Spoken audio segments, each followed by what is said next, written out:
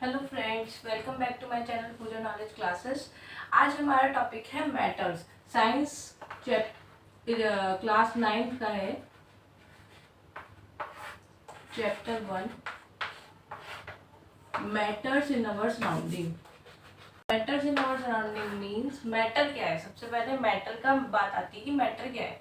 तो मैटर है जो भी हमारे सराउंडिंग में मौजूद चीजें हैं, लाइक ये बोर्ड, ये चौक या कुछ भी, लाइक हम भी मैटर है। सब कुछ मैटर है जो भी प्रेजेंट है, चाहे वाटर हो चाहे एयर हो। तो मतलब क्या हुआ कि मैटर क्या है। अगर ये चौक है तो इस चौक की एक मास है और एक ये जगह ऑक्यूपाई कर रही है। ठीक है, अगर मैं कहीं रख दूंगी तो इसने एक जगह स्पेस ले ली। ठीक है, और इसकी खुद का एक मास है, मतलब ये किसी चीज से मिलके बनी है, दैट इज पार्टिकल से मिलके बनी है, छोटे छोटे पार्टिकल से मिलके बनी है। तो इसका खुद का मास होगा। मास मतलब वेट, टाइप्स ऑफ, है ना। वैसे मास और वेट में डिफरेंस होता है, बट मास मतलब खुद का इसका मास जो हमेशा रहेगा वो होता है। ठीक है, तो मैटर क्या हुआ, मैटर क्या हुआ, trans which have space, occupies space and mass. ठीक है, तो कुछ भी, चाहे नोटबुक हो, चाहे पेन हो, चाहे चौक हो, चाहे डस्टर हो, चाहे एयर हो, चाहे वाटर हो, कुछ भी, वो हमारा क्या लेता है, वो क्या होता है हमारा मैटर। तो everything in our surrounding is matter. मैंने अभी बताया कि जैसे चौक है, ये पार्टिकल से बनी है, छोटे छोटे पार्टिकल से बनी है। तो टिनी पार्टिकल से मेड है मैटर। ठीक है, अब हम इन टिनी पार्टिकल्स की कैरेक्टरिस्टिक्स की बात कर लेते हैं कि ये कैरेक्टरिस्टिक्स क्या है इनकी। तो कैरेक्टरिस्टिक्स क्या होती हैं पार्टिकल्स की, कि पार्टिकल जो इसमें है या वाटर में है या किसी में भी मैटर में जो पार्टिकल्स हैं वो हमेशा मूविंग होते हैं, कंटिन्यूअसली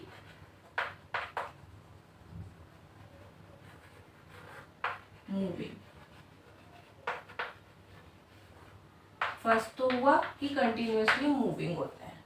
अब कंटिन्यूअसली मूविंग होते हैं, दूसरी चीज कि इनके बीच में क्या होती है, स्पेस होती है, स्पेस बिटवीन देम। ठीक है, और थर्ड क्या है, इनके बीच में स्पेस होती है, और थर्ड क्या है कि ये अट्रैक्ट करते हैं एक दूसरे को, अट्रैक्ट ईच अदर। अब हम इनको थोड़ा एक्सप्लेन करते हैं कि किस तरीके से हुआ, किस तरीके से कि क्या एक्टिविटीज होंगी, कि हमें पता चल जाए कि ऐसा सच में होता है। खाली मैं कह रही हूँ तो ये विश्वास करने वाली बात नहीं होती। तो ठीक है, हम इनको टेस्ट करते हैं क्योंकि science is based on experiments. ठीक है, कंटिन्यूअसली मूविंग कैसे होते हैं, देखो अगर मैंने एक इसमें ग्लास में पानी लिया, वाटर लिया, ठीक है, मैंने इसमें डाल दिया, मैंने इसमें क्या डाल दिया कि मैंने इसमें डाल दिया इंक, इंक की एक ड्रॉप डाल दी मैंने। तो इंक की जो ड्रॉप होगी वो सारे में थोड़ी देर बाद फैल जाएगी, चाहे मैं उसे घुमाऊं या नहीं घुमाऊं। अगर मैंने उसको हिलाया भी नहीं या फिर मैंने रख दिया बस ऐसे ही और ड्रॉप डाल के छोड़ दी, तो कुछ ही सेकेंड्स में या कुछ ही मिनट में वो पूरे में स्प्रेड हो जाएगी, यूनिफॉर्मली स्प्रेड हो जाएगी। कैसे स्प्रेड हो जाएगी, क्योंकि ये जो इंक थी, इसका जो एक ड्रॉप था, इसमें पार्टिकल्स थे, और वो जो पार्टिकल्स थे और जो इसके पार्टिकल्स थे दोनों मूव कर रहे थे। तो मूव करे इसके पार्टिकल्स, वो जो छोटे छोटे पार्टिकल सारे में मिल गए। तो उन्होंने क्या कर दिया, एक कलर मतलब ब्लू कलर की डाली तो ब्लू कलर का पानी कर दिया। तो इससे हमें पता चला कि जो ये पार्टिकल्स हैं ये कंटिन्यूअसली मूव कर रहे हैं। लाइक मैंने ये ग्लास लिया, इसमें वाटर है और इसमें मैं ये ड्रॉप डालूंगी। देखो ये हुआ कि इंक इसमें मूव हो गई, तो that is continuously moving. Second हमारा पॉइंट था कि पार्टिकल्स के बीच में स्पेस होती है, स्पेस बिटवीन देम।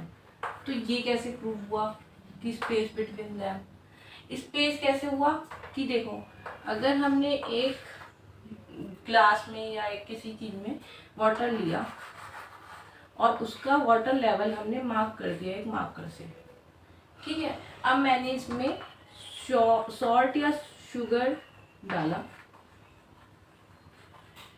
ठीक है, और उसको प्रॉपरली स्टिर करा। स्टिर मतलब घुमाया, पूरा अच्छे से घुमा के इसमें बिल्कुल मेल्ट हो गया वो। तो क्या इसकी वॉल्यूम में इंक्रीज होएगा, मतलब क्या इसका वाटर लेवल बढ़ेगा?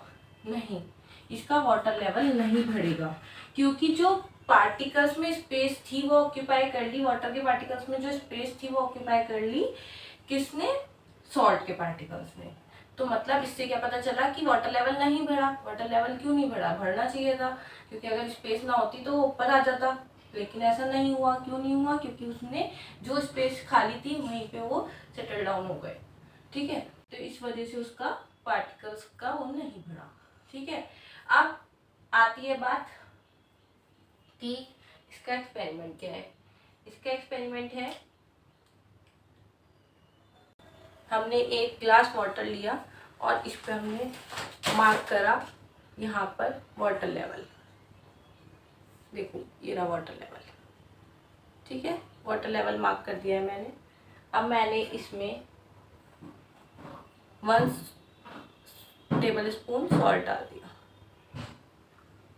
एंड मैंने इसे स्टिर करा। इसका वाटर लेवल नहीं बढ़ा है, it's up to date, okay. तो इसके वाटर पार्टिकल ने इसमें स्पेस ले लिया, ठीक है। तो इसके मतलब इसमें स्पेस पहले से अवेलेबल थी जो कि सॉल्ट के पार्टिकल्स ने ले ली, ठीक है। अब थर्ड पॉइंट आता है कि अट्रैक्ट करते हैं, attract each other, particles attract each other. अब देखो लिक्विड है, ठीक है, हमने एक स्टेप पे गए, हमारा ये खेल होता है जो हम करते ही रहते हैं ज्यादातर। पानी चला, जैसी पानी इसमें से चला, हमने क्या कर दिया, इसमें उंगली अड़ा दी, थोड़े गैप पे उंगली अड़ाई, ठीक है। तो यहाँ पे पानी की जो ये होंगे ये हमारे थोड़े ऐसे हो जाएंगे, और फिर जैसे उंगली के मतलब उंगली जहाँ है बस वहीं वहीं, फिंगर जहाँ पर है बस वहीं वहीं ब्रेकेज होगी, देन फिर से ये अपने आप ऐसी पोजीशन पे आ जाते हैं। तो इससे क्या पता चला कि ये अट्रैक्ट कर रहे थे एक दूसरे को, जो हमने ब्रेक करी फिर से इन्होंने अट्रैक्ट कर लिया। आप भी करके देखना अपने घर पर। बात करते हैं स्टेट्स ऑफ मैटर की, सॉलिड, लिक्विड और गैस। तो हम अगर अपने आसपास भी देखें तो हमारे पास सराउंडिंग्स में सिर्फ इसी तरीके की चीजें होती हैं, सॉलिड, लिक्विड और गैस, ठीक है। अब इनके बारे में पढ़ते हैं कि इनकी प्रॉपर्टीज क्या रहती है। सबसे पहले शेप के बारे में पढ़ते हैं कि इनकी शेप कैसी रहती है। सॉलिड की तो एक डिफाइंड शेप होती है, ठीक है, इसकी शेप चेंज नहीं होती है। जो शेप है, अभी बोर्ड की शेप देख रहे हैं तो एक रेक्टेंगुलर शेप है, एक फिक्स डेफिनाइट शेप है। बट लिक्विड के साथ ऐसा नहीं है और गैस के साथ ऐसा नहीं है। आप देखो जिस कंटेनर में लिक्विड डालेंगे उसी की शेप ले लेगा, ऐसे तो नहीं है कि उसकी कोई अलग से शेप होती है, ठीक है। इसी तरीके से बाउंड्री, तो बाउंड्री कैसी होती है, इसकी डिस्टिंक्ट बाउंड्री होती है, लाइक ट्रायंगल शेप का होता है या फिर रेक्टेंगल शेप का होता है। जो भी सॉलिड सब्सटेंस एलिमेंट्स मैटर्स होंगे वो कुछ शेप होंगे, उनकी कुछ बाउंड्रीज होंगी, ठीक है। बट इसकी लिक्विड की नहीं होती है और गैस की नहीं होती है, ठीक है। अब ये कैसा होता है, रिजिड, रिजिड मतलब कठोर, है ना। हम इसको एकदम से फ्लो नहीं कर सकता, ये है ना, ये तो सॉलिड है। और ये फ्लो कर सकता है क्योंकि ये लिक्विड है, तो इसकी कैसा हो गया, फ्लूइडिटी। इसकी कैसी हो गई, फ्लूइडिटी। ये बह सकते हैं, भाव वाले, लिक्विड भी और गैस भी। अब देखिए ये इनकम्प्रेसिबल होता है, इनकम्प्रेसिबल मतलब कि ये कंप्रेस नहीं किया जा सकता। अगर ये चौक है तो मैं इसे दबा के कहीं नहीं रख सकती, ये बोर्ड है, इसे ऐसे दबा के कहीं नहीं रख सकते, तो इसे कंप्रेस नहीं कर सकते। बट जो लिक्विड है समहाउ कंप्रेस हो सकता है, थोड़ा कंप्रेस हो सकता है, ज्यादा नहीं हो सकता, थोड़ा कंप्रेस हो सकता है। बट गैस जो होती है वो हाईली कंप्रेसिबल होती है, हम उसे कितना भी दबा के रख सकते हैं। ठीक है, हम उसे छोटे कंटेनर में भी कर सकते हैं, तो कंप्रेस होती है। इसकी डिफाइंड वॉल्यूम होती है, ठीक है, एक फिक्स वॉल्यूम होगी इसकी, कितने का वेट है इसका, इतनी जगह लेगा ये, तो जगह कितनी लेगा ये। अगर हम किसी कोरियर में भी कुछ सामान भेजते हैं तो वो पूछता है इसकी वॉल्यूम कितनी है, कि कितनी जगह लेगा आपका सामान। ऐसी इसकी एक डिफाइंड वॉल्यूम होती है। लिक्विड की भी एक डिफाइंड वॉल्यूम होती है। अगर हमें कोई चीज़ लिक्विड कंटेनर में करना है तो कम से कम उतनी तो उसकी स्पेस होनी ही चाहिए। लाइक मुझे 1 लीटर लिक्विड किसी कंटेनर में करना है तो 1 लीटर तो उसकी स्पेस होनी चाहिए, उससे ज़्यादा हो सकती है। ठीक है, और इसकी ऐसा नहीं है। अगर गैस है वो छोटे कंटेनर में भी उतनी आ जाएगी, और फिर बड़े कंटेनर में करेंगे तो वो पूरा कंटेनर भर देगी उतनी ही गैस, क्योंकि उसके पार्टिकल्स जो होते हैं वो मूविंग होते हैं और दूर दूर होते हैं, तो वो पूरे में आ जाएगी, तो इसलिए उसकी कोई वॉल्यूम नहीं होती। इसके बाद करते हैं बात हम changes of state of matter. Changes of state of matter क्या है कि जो स्टेट्स है, मतलब कि लाइक सॉलिड, लिक्विड, गैस, ये सॉलिड से लिक्विड में कैसे चेंज होंगी, लिक्विड से गैस में कैसे चेंज होंगी, या वाइस वर्सा कैसे होगा, गैस से लिक्विड एंड लिक्विड से गैस कैसे होगा। तो ये कैसे होता है, बाय चेंजिंग टेम्परेचर, या फिर बाय अप्लाइंग, या बाय चेंजिंग प्रेशर। दो वेज है इनकी स्टेट ऑफ मैटर को चेंज करने के लिए। लाइक मैंने एक सॉलिड, इसमें मैं एग्जांपल लेती हूँ आइस का। ठीक है, मैंने इसको एक टेम्परेचर दिया, ठीक है, इसे हीट करा, तो ये किस में चेंज हो जाएगा, वाटर में, दैट इज लिक्विड। ठीक है, फिर से मैंने इसे टेम्परेचर दिया, मतलब इसको फिर से हीट मिली, तो ये किस में चेंज हो जाता है, वेपर में। किस में चेंज हो जाता है, वेपर में, भाप बन जाता है, और भाप क्या होगी, गैस। टेम्परेचर दिया तो ये सॉलिड से लिक्विड, लिक्विड से गैस हो गई। अब हमने टेम्परेचर कम करा, कूल करा इसे, तो ये उल्टा प्रोसेस स्टार्ट हो जाएगा कूलिंग पे। आप देखते भी हैं, अगर वाटर को आपकी बनानी है तो आप फ्रिज में रखते हैं, कूल करते हैं, और वो सॉलिड की फॉर्म में आ जाती है। इसी तरीके से by changing pressure. By changing pressure कैसे होता है, लाइक आपने ऑक्सीजन गैस जो होती हैं, जो हॉस्पिटल में सप्लाई होती हैं O2, उनको गैस को लिक्विड फॉर्म में कन्वर्ट करके भेजा जाता है, गैस सिलेंडर्स में भर के भेजा जाता है, तो उन्हें क्या करा जाता है, कंप्रेस किया जाता है। तो ये गैस थी, इसे हमने क्या कर दिया, लिक्विड में चेंज कर दिया by applying pressure, by applying pressure. और फिर अगर हम लिक्विड पे भी और प्रेशर अप्लाई करेंगे तो वो सॉलिड में कन्वर्ट हो जाएगा। ठीक है, तो गैस से लिक्विड में और लिक्विड से सॉलिड में, जैसे जैसे ये गैस है, ठीक है, तो गैस पे पार्टिकल्स दूर दूर होते हैं, हमने इस पे प्रेशर अप्लाई करा तो ये लिक्विड में कन्वर्ट हो जाएगा, क्योंकि पार्टिकल्स पास पास आ जाएंगे। ठीक है, और फिर सॉलिड में कन्वर्ट हो जाएगा। लाइक एक और एग्जांपल ले लेते हैं, CO2 होती है ड्राई आइस। ये किस फॉर्म में होती है, ड्राई आइस, सॉलिड फॉर्म में होती है, इसलिए इसे ड्राई आइस भी बोलते हैं, सॉरी, ठीक है, ड्राई आइस भी बोलते हैं। तो ये जो ड्राई आइस होती है डायरेक्टली गैस में कन्वर्ट हो जाती है जब इसका प्रेशर कम किया जाता है। सॉलिड से जब प्रेशर कम करेंगे तो इसका उल्टा आएगा, लेकिन ये क्या होता है, CO2 डायरेक्टली गैस में कन्वर्ट हो जाती है, लिक्विड पे नहीं जाती है। ठीक है, तो क्या हुआ, इसमें भी हमने प्रेशर का एप्लीकेशन किया। ठीक है, तो सॉलिड से गैस में कन्वर्ट हो गई। ये 2 एग्जांपल्स हो गए हमारे। इनके बारे में थोड़ा एक्सप्लेन करते हैं कि बाय चेंजिंग टेम्परेचर में क्या होता है।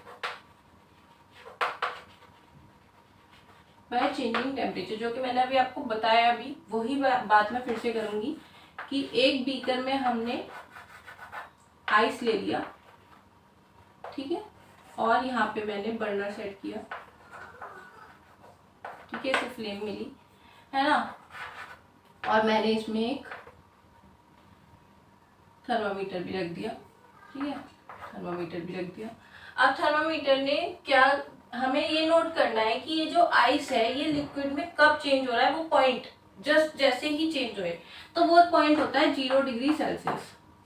तो ये जो पॉइंट है जहाँ पे बिल्कुल चेंज हुआ और हमने नोट कर लिया, वो होता है मेल्टिंग पॉइंट, मतलब सॉलिड का लिक्विड में चेंज होना। The point when the solid converts into liquid by applying heat at a atmospheric pressure is called melting point। ठीक है, अब बात करते हैं कि ये जो 0 डिग्री सेल्सियस है, ये हम अगर एक्सपेरिमेंट करें तो ये कुछ टाइम तक 0 डिग्री सेल्सियस ही रहता है जब कन्वर्जन पूरा होता है। मतलब वाटर में चेंज हो गया तो टेम्परेचर भी बढ़ना चाहिए था, 0 डिग्री तो आइस का भी टेम्परेचर है, और फिर वाटर जब चेंज हो रहा है लिक्विड में तो इसका टेम्परेचर बढ़ना चाहिए था, बट ऐसा नहीं हुआ। क्यों नहीं हुआ? क्योंकि अभी पूरा का पूरा आइस कन्वर्ट नहीं हुआ है वाटर में, तो जितनी हीट उस पूरे आइस को कन्वर्ट होने में, वाटर को कन्वर्ट होने में लगेगी, वो हमारी हो जाती है latent heat, latent heat of fusion. Fusion क्यों? क्योंकि आइस का फ्यूज हो रहा है वाटर में, तो लेटेंट हीट मतलब हिडन हीट, जो इसमें हीट लग रही है आइस में चेंज करने में वाटर को। जब वो वाटर बन जाएगा तब हम हीट देते रहेंगे तो वो बॉयल होना शुरू हो जाएगा, गर्म होना शुरू हो जाएगा, तब उसका टेम्परेचर राइज होएगा। अभी वो आइस ही वाटर में चेंज हो रहा है, तो उसमें जो हीट लग रही है उसे लेटेंट हीट ऑफ फ्यूजन कहेंगे। तो हम इसको क्या बोलते हैं? The amount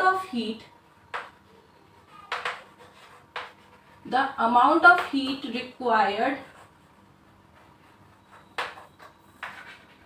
to change 1 kg of